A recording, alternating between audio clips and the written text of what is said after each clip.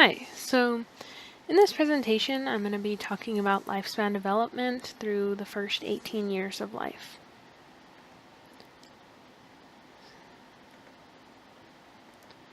So the first 2 years from ages 0 to 2 are filled with a lot of physical development because physical growth at this time in life is extremely rapid. In fact, it's the fastest that it will ever be in an individual's entire life.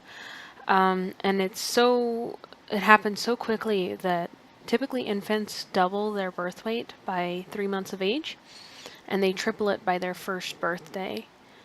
So this is why it's really important for young infants to eat well during this time, because roughly about 40% of the body's energy is devoted to physical growth. And of course, this physical growth requires high energy.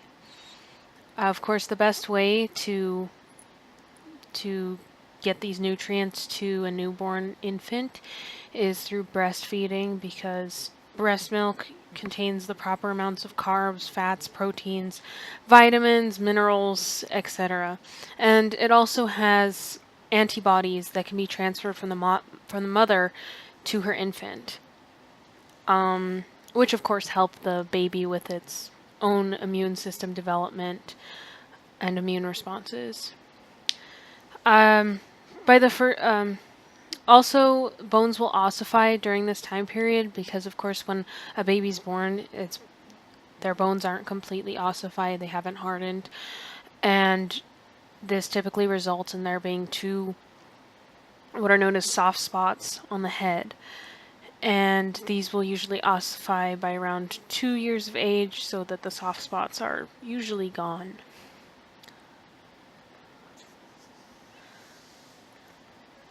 During the first 2 years, there's also a lot of cognitive development that occurs. Infants will perceive sensory information around them and use this information to learn, select, modify, just basically learn how to live in their environment. And, how to respond to people, how to get people to care for them, and etc. Babies are extremely sensitive to touch, but their other senses aren't necessarily that great when they're born. So these will develop during the first 2 years, like sight, sound, taste, smell, etc. They all develop during this period. The growth of specialized brain also occurs, and in order for this to happen effectively, the baby needs environmental input influences. And there's two ways that babies grow and they learn from their environmental input influences. And the first is experience expectant growth, which is when the wiring of the brain is organized by experiences that are common to most humans, and experience dependent growth, which is when an individual's unique experiences over a lifetime affect brain structures and organization, and consequently how we respond to certain stimuli. There's also a lot of social development. As mentioned, this time in life, it's just everything is developing. It's a brand new baby, learning how to do everything for the first time. So there's also a lot of social development that occurs at this age. So cuddles, the baby will normally cuddle at 3 months. At 3 to 5 months, a baby will relax when it's held. Around 3 to 6 months, a baby will respond with sounds like cooing or laughter or crying or something of that sort when a caregiver talks or smiles. By 5 to 7 months, the baby will be able to be calmed by the caregiver, and it should also know his or her own name, as well as respond to their own name. 12 to 18 months, the baby will like receiving attention, and might even do things that ask for attention, such as cry. 15 months, the baby will begin to show affection, and 18 months, the baby will start to want to play with other babies and sort of expand its social environment beyond just yeah, close family members. So the infant will develop quite a few skills during this time period. Um, as mentioned, between the first 3 months, it'll listen and hear voices and sound. It'll coo, gurgle, smile, cry. The child might even start to attempt to say words. Mostly vowels will come out, but maybe a lot of mouthing of words and trying to pronounce them. The child will also learn its name in this time period, as mentioned, and will respond to it consequently. And the child will also be able to recognize faces of family members. And usually by about 18 months, the child will know around 15 meaningful words. So during this time, the baby's starting to communicate, not necessarily with complete words or sentences, but he or she is starting to communicate in other ways. So major risks, there are a ton of major risks for having an infant. I've just been reading about it, and wow, it makes me really scared. But of course, the first one is malnutrition. Malnutrition is a huge risk during infant development because the child grows so much during this period that if it's not fed sufficiently, it can result in having insufficient growth, of course, but also later on in school, children who have been malnourished as infants, they usually have difficulty paying attention in school during early childhood and maybe even middle childhood. Other risks, there are 2 soft spots on the head of the baby, and any sort of extreme pressure or anything that can hurt this area can really do significant brain damage. And of course, on a developing brain, it's never good, but especially on a developing brain, it's even worse. Finally, positioning the child correctly and sudden infant death syndrome is also a huge risk because the baby can't move its neck or any of its muscles, really. It doesn't have very good control of its motor abilities. And so if you position your baby in a way where the baby can't breathe, or maybe its airway is being blocked by a pillow or a blanket or something of that sort, and it can't breathe, the baby can't necessarily just turn its head over. So there's excuse me, there's a lot of risk involved in how your baby's sleeping, and things of that nature. And that's also what this picture includes, is a picture of how your baby should sleep on its back. And unsafe sleeping usually occurs when the infant is on its stomach. So the next major chunk of development is called early childhood, and this is usually between the ages of 2 and 6 years. Of course, physical development is still it's quite a bit of physical development. Maybe it's not as astronomically fast as it was in the first 2 years of life, but it's still pretty fast. So toddlers will begin to lose their baby fat. The trunk and external limbs grow longer, and abdominal muscles form. And this is part of how the babies start to lose its panza, its little stomach, and it starts to slim out but also get bigger.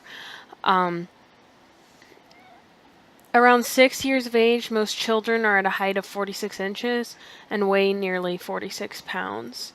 So again, a lot of growth occurs during here. It's not necessarily as fast as it is in infancy, but it's still pretty quick. Cognitive development in early childhood During this time period, the brain hemispheres develop, but the left hemisphere develops a lot quicker than the right hemisphere. And the left hemisphere is responsible for language learning and acquisition. So this is why children of this age are, this is why we're always told that children of this age can grasp languages so easily and things of that nature, because it's true. Their left hemisphere is developing at a faster rate than their right hemisphere. So this is a great time to introduce language, reading, writing, those sorts of things, and just spoken language, whatever language it is, English, Spanish, French, whatever. Because this is the time that they're really going to grasp it easily, and if they don't get this, it might end up with them having a lot of issues later on trying to learn how to read and things of that nature. Myelin sheaths become established, and glial cells, which are helper cells to the neurons, they develop. And of course, handedness develops during this time. So the myelin sheaths aren't completely formed during this time period, but they're starting to develop, and of course the glial cells are developing. So they're getting their neurons are able to communicate a little bit faster than they were in infancy, but they're still not quite where they not like where they should be, but where they will be. And of course, handedness develops during this time. So whether a child will be right-handed or left-handed or ambidextrous or whatever, that will develop during this time. Now, of course, if you went to a Catholic school like I did, they will force you to be right-handed, as they did with me. I don't know if they still do that, but yeah, when I just remember that they made me write with my right hand. So social development that occurs during this time in life from ages 2 to 6. Altruistic responses develop, and toddlers are able to understand the needs of others and respond appropriately. This is really important as, we consider morality and how our morality develops, that these altruistic responses are something that we developed relatively early in life.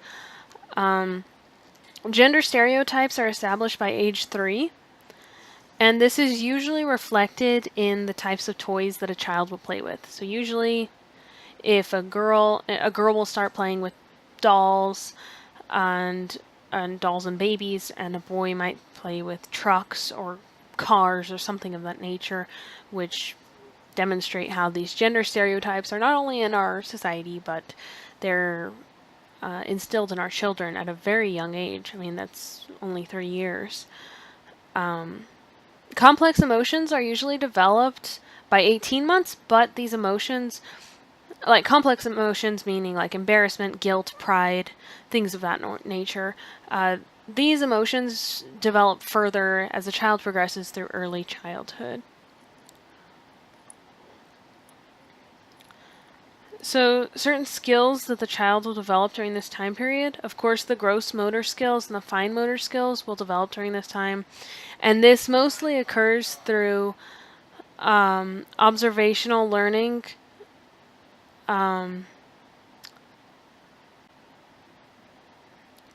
So this usually occurs through observational learning, and that helps preschoolers learn their fine motor skills. For example, they see someone draw something, and they try to replicate it. They learn from what they see, observational learning. And there's basically 3 major social conclusions that we can come to about children within this age range. And the first one is that they're egocentric, egocentrism. And this is in terms of saying that child believes that others see the world as they do. The second is that children of this age can confuse appearances with reality. And finally, children are unable to reverse their thinking at this age. And of course, this is reflected if you've ever talked to someone, a child of this age. They're just so, stubborn, and like all this seems a little bit obvious if when I think about my own nieces and stuff. But But yeah. So the major risks that um, that a child faces during this time period are once again that malnutrition. Children of these ages need healthy foods because they're still growing. They need to be active to help them develop their motor skills and things of that nature. And they need language stimuli from their environment in the form of reading and talking. And as mentioned, because the left hemisphere develops so quickly, we have to make sure that, we use like that, we teach our children language, we speak to them, we read them books, we give them language stimuli, because this is the age where they're really gonna just absorb it pretty easily. And finally, the child needs to be resting appropriately, and this is of course important throughout any age, even into adulthood. And so there's this little chart here, which just basically indicates how much sleep a typical person needs throughout different times in their life. So newborns generally need 12 to 18 hours. Infants will need 14 to 15 hours. Toddlers, 12 to 14 hours. Preschoolers, which is what I'm emphasizing in this part of the presentation, they generally need about 11 to 13 hours. That's still quite a bit of sleep. School-age children, 10 to 11 hours. Teens, 8.5 to 9.25 hours, and adults, 7 to 9 hours. So it's really important that, our preschoolers are getting their 11 to 13 hours during this time period because they're still growing. They're learning things, they're learning language, and of course, when they go to sleep, their memories are, enforcing what they learn, and it helps them remember what they learn, and yeah. So the next major chunk of growth, I guess, is in middle childhood, which is the ages of 7 to 12. So physical development, it continues at a steady pace that was sort of established during early childhood. We're not quite at the time of the growth typical, the growth spurt or puberty or anything of that sort, but we're getting closer to it. At 6 years, a typical child weighs about 46 pounds, and is about 46 inches tall. And by age 12, a child is about 90 pounds and 60 inches tall. So this basically means that children are gaining about 8 pounds and 2 to 3 inches per year. Generally, girls and boys of this age range are usually the same size, but as girls may enter puberty first before boys, they can end up being a lot taller than boys of the same age.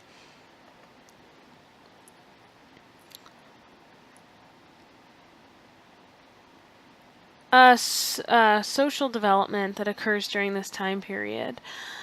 Children will continue to develop socially as their language skills improve. Parenting styles can have a big influence on the behavior of children.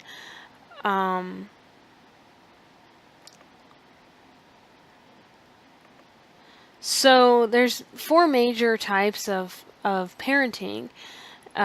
Authoritative, permissive, authoritarian, and neglectful.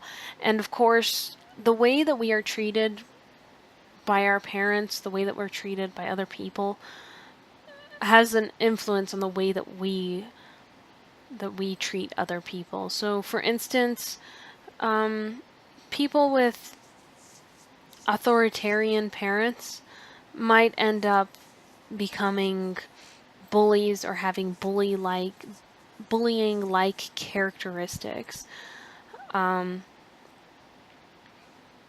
So that's always something to take into account when thinking about your own child's development during this age. Of course, permissive is kind of parenting, but like I don't know. I guess they're kind of like fearful parents. And neglectful is when the child is just completely neglected, which is really unfortunate. And authoritative is almost kind of like a balance, I guess, between authoritarian and permissive.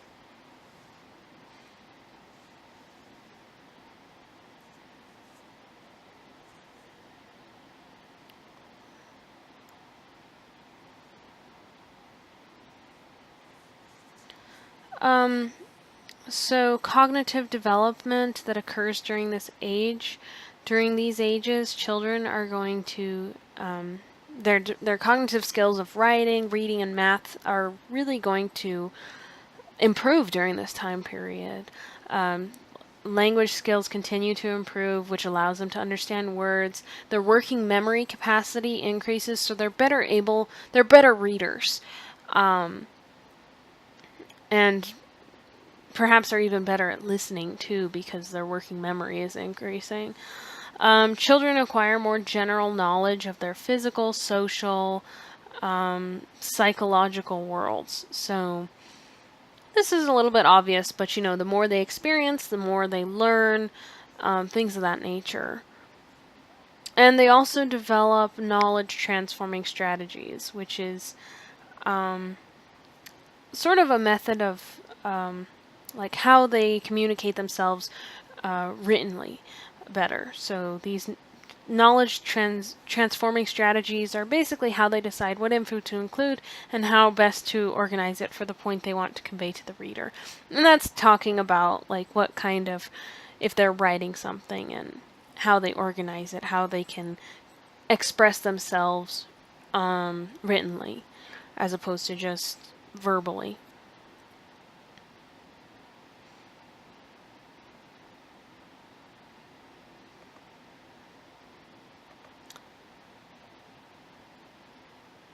So the skills that the child will develop during this time, the child will continue to develop their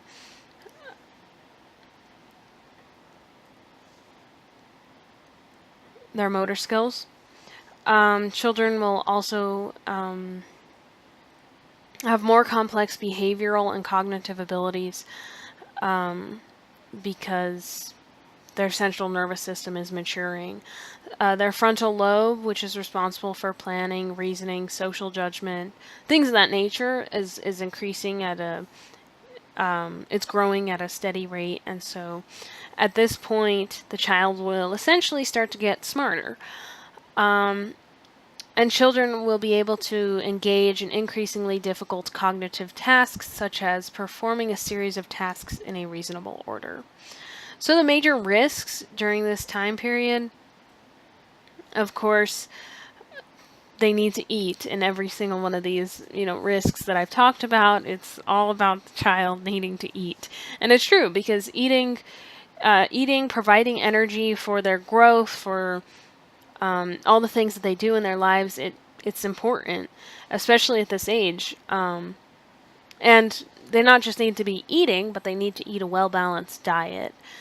Breakfast is also extremely important at this age because oftentimes children who skip breakfast at this age have difficulty concentrating or remembering in school. And of course, as mentioned, this is when they're in school, they're learning, they're around all these different, they're interpreting all these different sensory information. They need to be paying attention and being able to concentrate. So breakfast should generally provide about a fourth of a child's daily caloric needs. Okay, and now we're sort of moving on to adolescence, which is from the ages of 13 to 18. And these are sort of the teen years. During this time, this is when children have the peak adolescent growth spurt. And when a person reaches the growth spurt, if she's a girl, she can gain as much as 14 to 15 pounds in a year, and a boy can gain around 16 to 17 pounds. Girls normally start their growth spurt a little bit early, around the age of 11.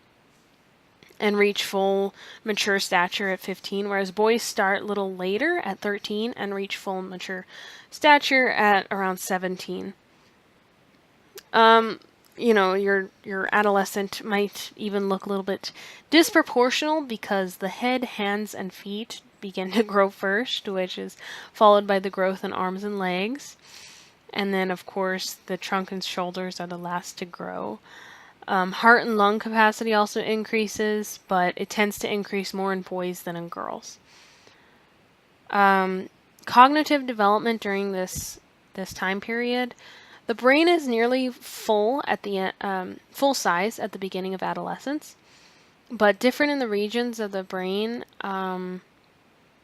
I guess develop faster than other parts. So, for instance, in adolescence, the reward and pleasure-seeking systems in the brain are more mature than the systems for controlling their behavior, which could explain why teens are so, why they make poor decisions and they're risk takers, and yeah. But, of course, myelination has been completed by this time period, and so the different regions in the brain are connected and they can communicate faster.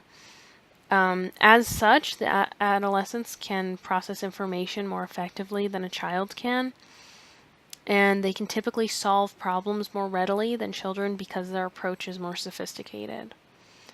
But as mentioned, because there are certain parts of the brain, certain regions of the brain that are more mature than others, this can have a bad effect on their behavior. Social development. This is kind of a difficult time for adolescents, honestly. Even just sort of doing this presentation, I was kind of reflecting on my own time between those ages. But yeah, so adolescents, they are under this, they are more susceptible to how they believe they're being perceived by other people. And this is due to a few things.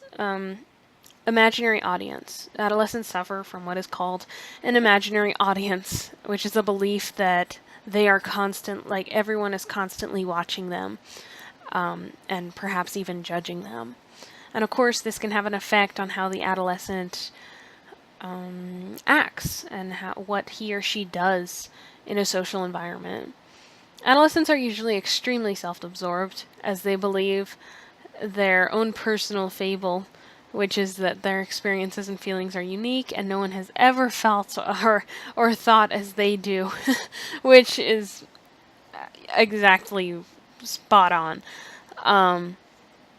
Adolescents also can live under an illusion of invulnerability, which is the belief that misfortune only happens to others. And this has to do a lot with the reward and pleasure-seeking systems in the brain being more mature than the systems for controlling behavior, because it influences the adolescent to do things like have sex without a condom or something of that sort because they think that they can have sex without becoming pregnant or contracting an STD, or they think that they can drive recklessly or without a seatbelt without ever being in an accident. So this is a really actually dangerous time in life. And of course, socially, adolescents will begin to explore romantic relationships and sexual behavior. Skills that the child will develop. The adolescent will be less at risk for illnesses and diseases because of their built-up immune system. But of course, they have other risks. They have other risks that will affect them. Adolescents will have better problem-solving techniques than children. And finally, adolescents will begin to think about tasks more reasonably and maturely. Major risks during this time period. They're at a great risk because of their risky behaviors and poor decisions that not all, but a lot of teens make. Natural causes, motor vehicle accidents, firearms, other accidents, etc. I mean, risks that affect us all, really, as we mature into adulthood. But it's especially difficult at this time period because they don't have that I guess that consequence form of thinking, that controlling their behavior way of thinking. Obesity is a major issue at this age, as most teenagers don't consume healthy foods on a regular basis. This is usually due because they're not necessarily monitoring everything that the child is eating anymore. The adolescent will probably have more freedom to do what he or she wants and eat what he or she wants. And so, if good, healthy food choices and food habits, eating habits aren't established at a young age, then this can lead to obesity during teen years. And it might also lead to eating disorders such as anorexia and bulimia, which can easily develop in teens because they're more susceptible to how they're perceived by others and the acceptance of others. And that is all that I have come up with. I hope you enjoyed it. Thank you so much. I've really enjoyed this class. Thank you for listening, and yeah, bye.